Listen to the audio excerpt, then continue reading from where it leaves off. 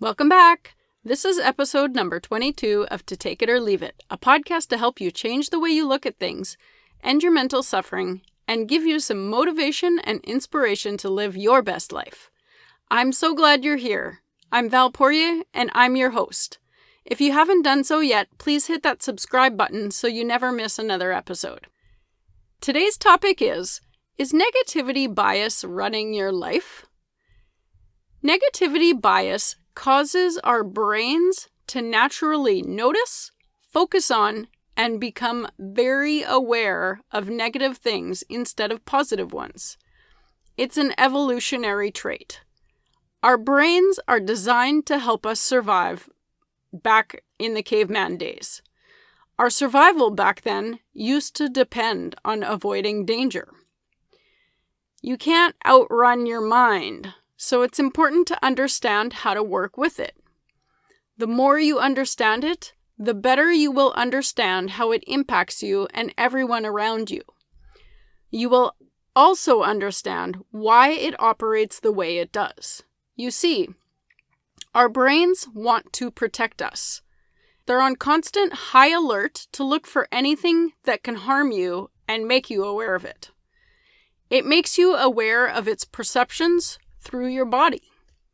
This goes back to the basics. Our beliefs cause our thoughts, which cause our feelings, which cause our actions. When you're in a negative mindset, you have negative emotions in your body, which get in the way of insight and finding solutions. It derails your focus away from reality. So now, you might be wondering how to overcome this if it's built into our brain.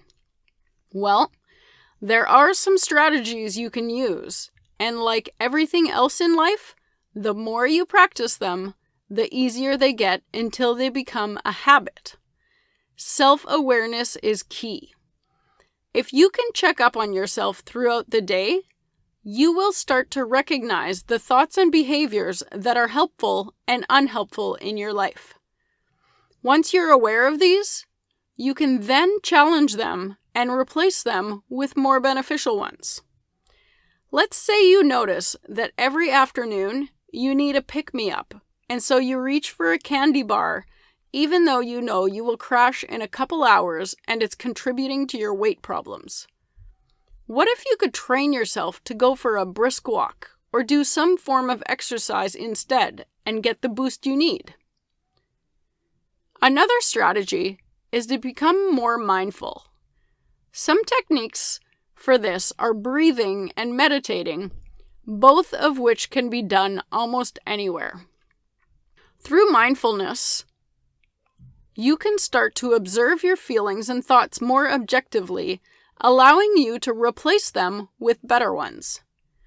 Reframing the events in your life from negative to positive ones help you overcome the negativity bias as well. Nothing means anything unless you tell yourself it does, so be mindful of what you're telling yourself. Let's take a simple example. Something that often triggers people is when people in their life are always late. You might ask yourself why this triggers you. What is the story in your head that you're telling yourself? Maybe you're telling yourself it means you don't matter enough to the other person for them to be on time. But if you break that down even further, what's your underlying belief?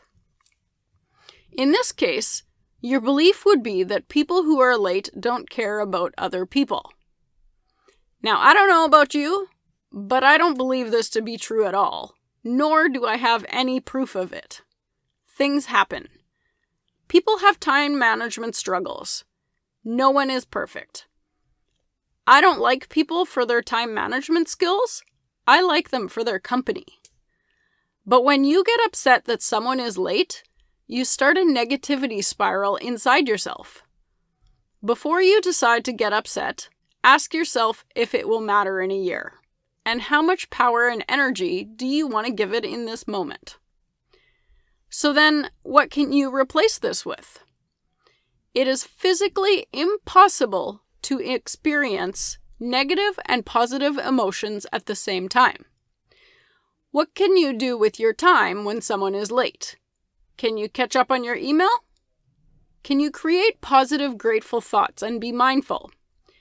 Can you make choosing and reaching for positivity a habit and fight the human tendency to focus on the negative?